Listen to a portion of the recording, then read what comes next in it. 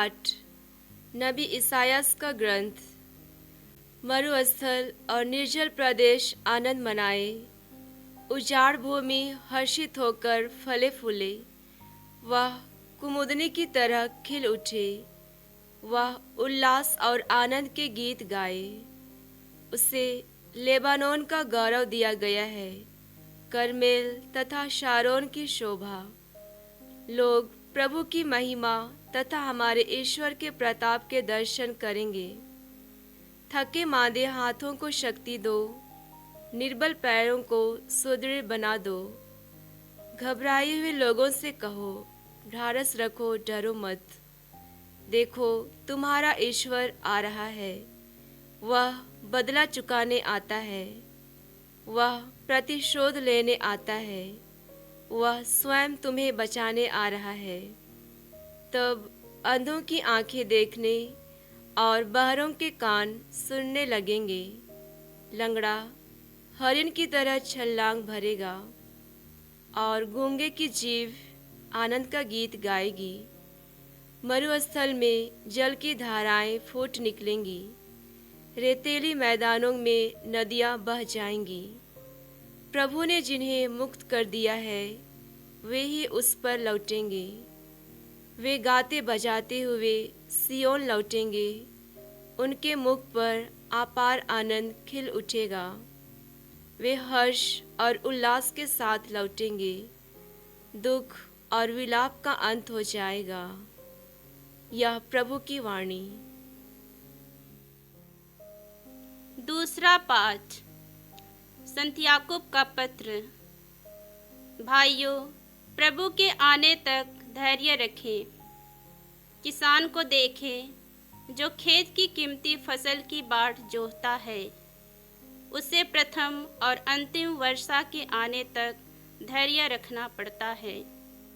आप लोग भी धैर्य रखें, हिम्मत ना हारें, क्योंकि प्रभु का आगमन निकट है। भाइयों, एक दूसरे की शिकायत ना करें, जिससे आप पर दोष ना लगाया जाए। देखिए, न्यायकर्ता द्वार पर खड़े हैं। भाइयों, जो नबी प्रभु के नाम पर बोले हैं, उन्हें सहिष्णुता तथा धैर्य का अपना आदर्श समझें। प्रभु की वाणी। संत मत्ती के अनुसार पवित्र सुसमाचार।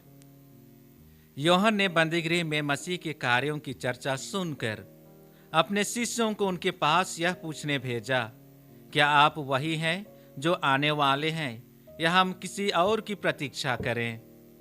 ईसा ने उन्हें उत्तर दिया, जाओ, तुम जो सुनते और देखते हो उसे यूहन्ना को बता दो। अंधे देखते हैं, लंगड़े चलते हैं, कोढ़ी शुद्ध किए जाते हैं और बहरे सुनते हैं, मुर्दे जिलाए जाते हैं, दरिद्रों को सुसमाचार सुनाया जाता है। और धन्य है वह जिसका विश्वास मुझ पर से नहीं उठता। वे विदा हो ही रहे थे कि ईसा जनसमूह से यूहन्ना के विषय में कहने लगे, तुम लोग निर्जन प्रदेश में क्या देखने गए थे? हवा से हिलते हुए सरकंडे को? नहीं। तो तुम क्या देखने गए थे? बढ़िया कपड़े पहने मनुष्य को? नहीं। बढ़िया कपड़े पहनने वाले राजमहलों में रहते हैं। आखिर क्यों निकले थे? नबी को देखने के लिए? निश्चय ही, मैं तुमसे कहता हूँ, नबी से भी महान व्यक्ति को। यह वही है जिसके विषय में लिखा है, देखो, मैं अपने दूत को तुम्हारे आगे भेजता हूँ, वह तुम्हारे आगे तुम्हारा मार्ग तैयार करेगा। मैं तुम लोगों से यह कहता हूँ, मनुष्यों में यूहन्ना बपतिस्मा से बड़ा कोई पैदा नहीं हुआ। फिर भी स्वर्ग राज्य में जो सबसे छोटा है वह यूहन्ना से बड़ा है। प्रभु का सुसमाचार। ख्रिस्त में भाइयों बहनों, जब हमारे बीच में कोई विशिष्ट व्यक्ति की आने का खबर मिलता है तो हमें खुशी होती है और हम जोरों से तैयारी शुरू करते हैं।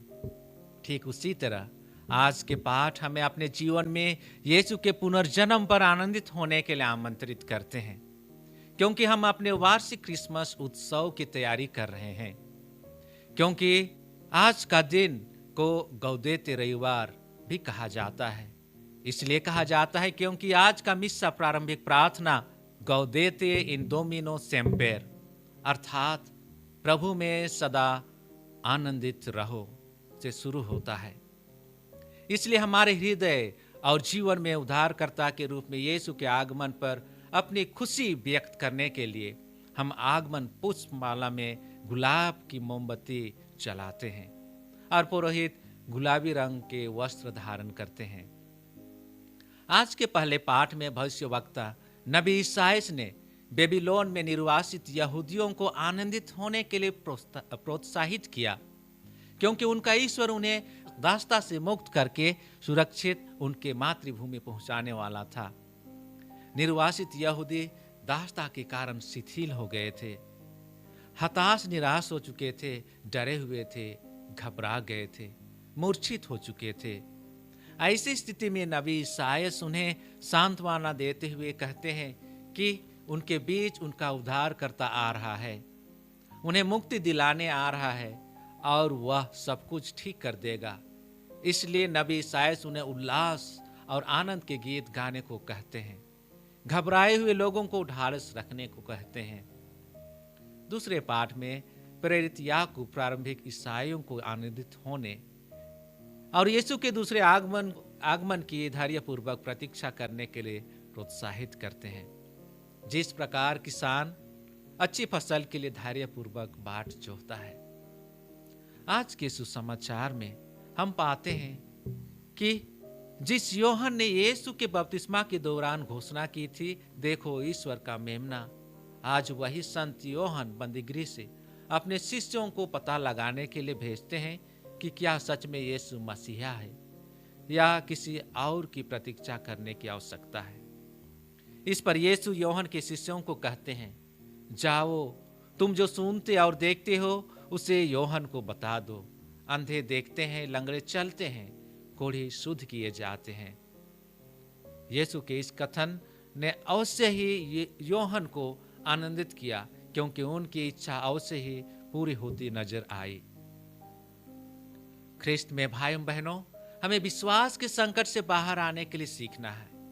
यदि योहन यीशु के बपतिस्मा के दौरान यीशु को ईश्वर का मेमना कहकर घोषणा की थी, फिर भी यीशु और उनकी शिक्षाओं के बारे में संदेह था, तो हमारे भी विश्वास का संकट हो सकता है। ऐसे क्षण में हम अपने विश्वास को गहरा करें और प्रभु से अपने संदेह दूर करने के लिए प्रार्थना करें। जाओ और तुम जो सुनते और देखते हो उसे दूसरों को बताओ। हम इस विचार से प्रसन्न होते हैं कि यीशु हमारे जीवन में पुनर्जन्म लेंगे और इस क्रिसमस के मौसम में हमसे प्रेम, दया, क्षमा और विनम्रता एवं त्याग की भावना के अपने वरदानों को और गहरा करेंगे। इसलिए आइए हम परमेश्वर की असीम अनुग्रह, क्षमा और दया को दूसरों के साथ खुशी खुशी बांटें। यीशु ने योहन के शिष्यों से जो मांग की थी, वही वह हमसे भी मांग करता है। जाओ और जो तुम सुनते और देखते हो उसे दूसरों को बताओ। इसका अर्थ है कि हमें अपने भीतर यीशु के पुनर्जन्म के अपने अनुभव को दूसरों के साथ बांटना है। हमें अपने हृदय खोलने की आवश्यकता है और ईश्वर को अपने जीवन को बदलने देने की आवश्यकता है। आज के पाठ हमें याद दिलाते हैं कि अगर हम धैर्य रखें और ईश्वर पर भरोसा रखें तो हमारे जीवन भी बदल सकते हैं। आगमन का संदेश यह है कि ईश्वर हमारे बीच, हमारे दैनिक जीवन में विद्यमान है। हमें अपने हृदय को उन्हें पहचानने और उनका स्वागत करने के लिए तैयार करना चाहिए। इसके लिए हमें आगमन के दौरान अपने भीतर परिवर्तन लाने की आवश्यकता है। इस आगमन काल में यीशु का स्वागत हेतु आइए हम अपने मन दिल को शुद्ध करें।